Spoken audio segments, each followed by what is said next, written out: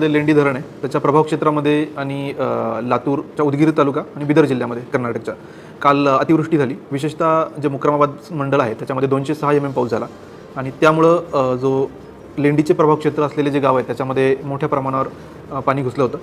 त्यामध्ये majorly affected जे गाव होते त्यामध्ये रावणगाव, हसनाळ, भिंगोली होतं आणि त्यानंतर भासवाडी होतं.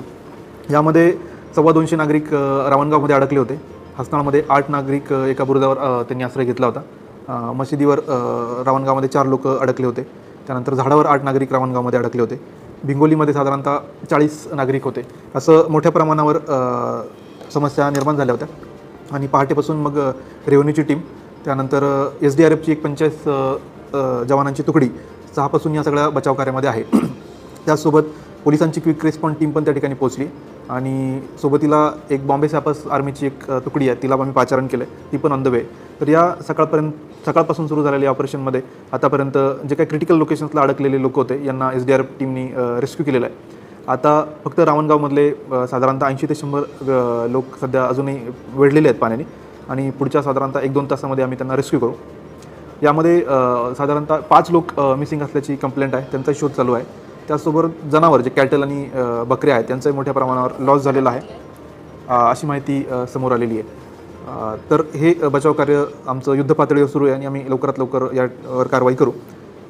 दुसरीकडं आपल्याकडं आता विष्णुपुरी डॅम आहे, त्यामध्ये कॅचमेंटमधला पाऊस आणि विसर्ग दोन्ही पण वाढलेला आहे. विशेषतः आपले जे वरच्या भागातले जे धरणं आहेत, सिद्धेश्वर आहे, येलदरी आहेत, हे पण भरलेले आहे आणि तिथला विसर्ग पण वाढलेला आहे. त्यामुळे पर्यायाने आपण ऑलरेडी विष्णुपुरीचे 8 गेट ओपन केलेले आहेत. 54,000 इतका विसर्ग आहे, तर तो पण आपल्याला इमिडिएटली वाढवावा लागणार आहे. तात्काळ तो 2.25 लाखचा करायला लागणार आहे. त्यामुळं नांदेड शहर आणि या विष्णुपुरी म्हणजे डॅमच्या पुढचे नदीकाठचे जे गाव आहेत यांना सतर्कतेचा इशारा दिलेला आहे. आपण सतर्क राहावं. जे आपल्याला मेसेज येत आहेत प्रशासनाकडून त्यावर लक्ष द्यावं आणि त्या पद्धतीने प्रशासनाला सहकार्य करावं. कुठल्याही अत्यंत महत्त्वाच्या कामाशिवाय घराबाहेर पडू नये, हा सगळ्यांना माझं आव्हान आहे. त्याचसोबत जे आपलं पैनगंगा प्रकल्प आहे तिथेही आम्ही लक्ष ठेवून आहे. सध्या तरी परिस्थिती नियंत्रणात आहे, परंतु पाणी वाढू शकतं आणि त्यामुळं जे नदीकाठचे गाव आहे त्यांनी सतर्कता राखावी. आमची सगळी यंत्रणा आता ग्राउंडवर आहे आणि सर्व आम्ही परिस्थितीवर लक्ष ठेवून आहोत. तर सगळ्यांना हीच विनंती आहे की आपण सगळे जे काही मेसेज वेळोवेळी येत आहेत त्याच्यावर लक्ष ठेवून सतर्क राहावं.